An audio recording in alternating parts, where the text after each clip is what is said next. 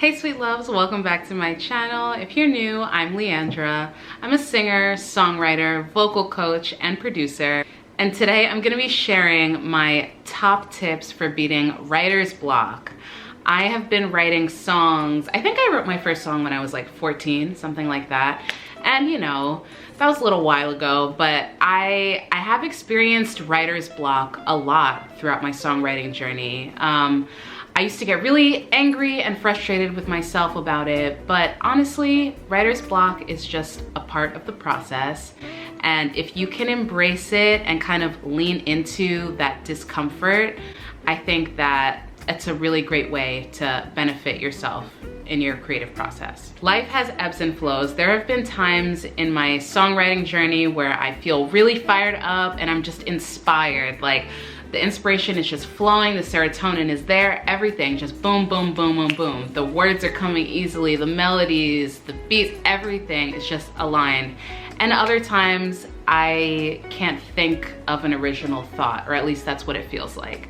So these are my tips when I feel stuck like that. If you're new to my channel, make sure you subscribe, hit the subscribe button, check out some of my other videos. I do mainly music content here on my channel, a little bit of lifestyle and mindset as well. So we would love to have you.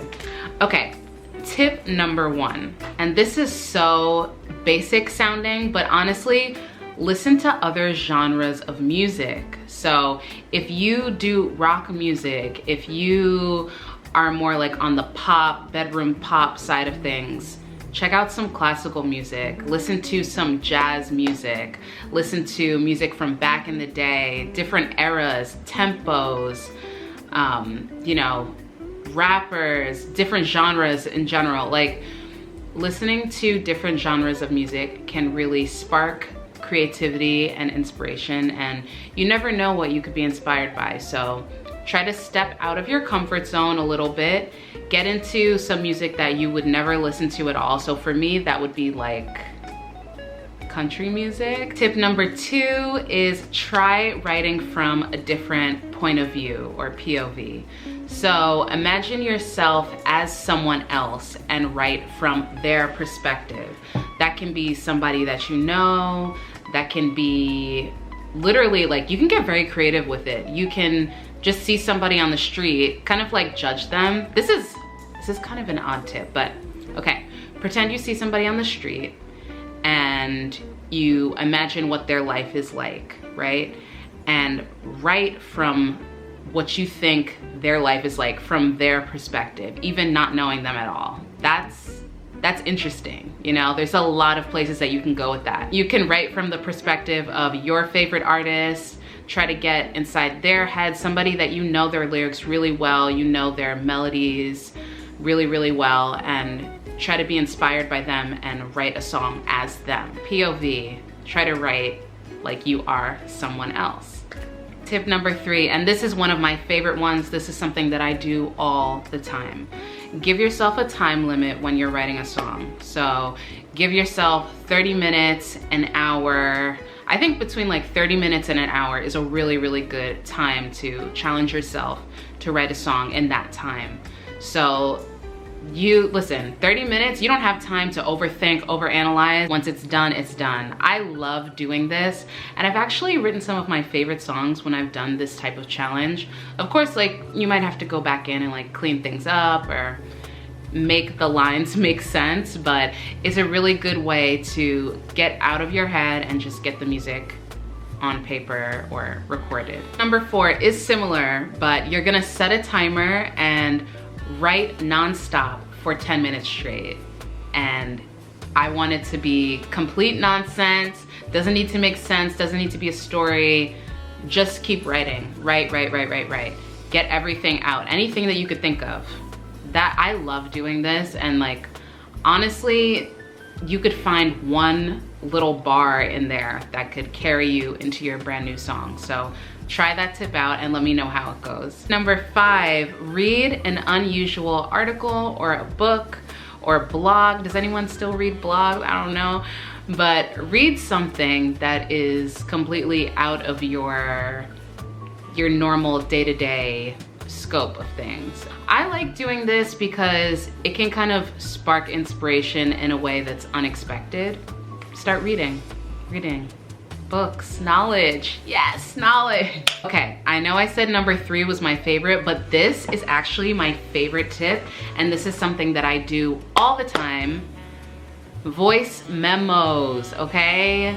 Record on your phone. I love to just record voice memos, especially when I'm driving. I feel like when I am in transportation, for some reason, it just sparks a lot of creativity for me and inspiration. Like, I remember when I would take the train and the bus a lot when I was in college, and I would write lyrics and start songs, just like record things on my phone.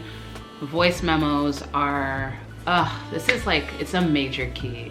I love voice memos. And you can do something similar to the writing prompt. So set a timer and just start recording a voice memo for like 10 minutes. Just riff, run, come up with different topics, anything, and just let it go and feel free in that. And then when you're done, listen back to it and see what you have.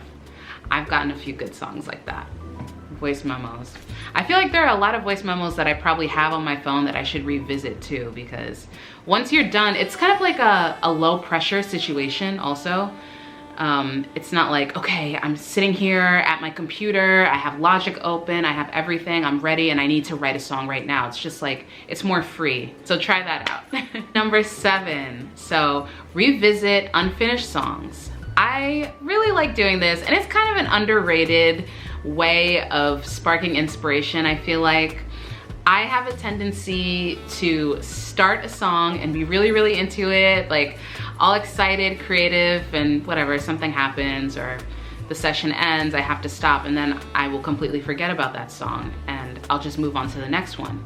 But revisiting old songs is a really good way to just see if you can reimagine it. So instead of trying to continue the thought that you had while you were writing it, maybe trying to change the tempo, change the context, change the key even, change the melody, change the chorus of it.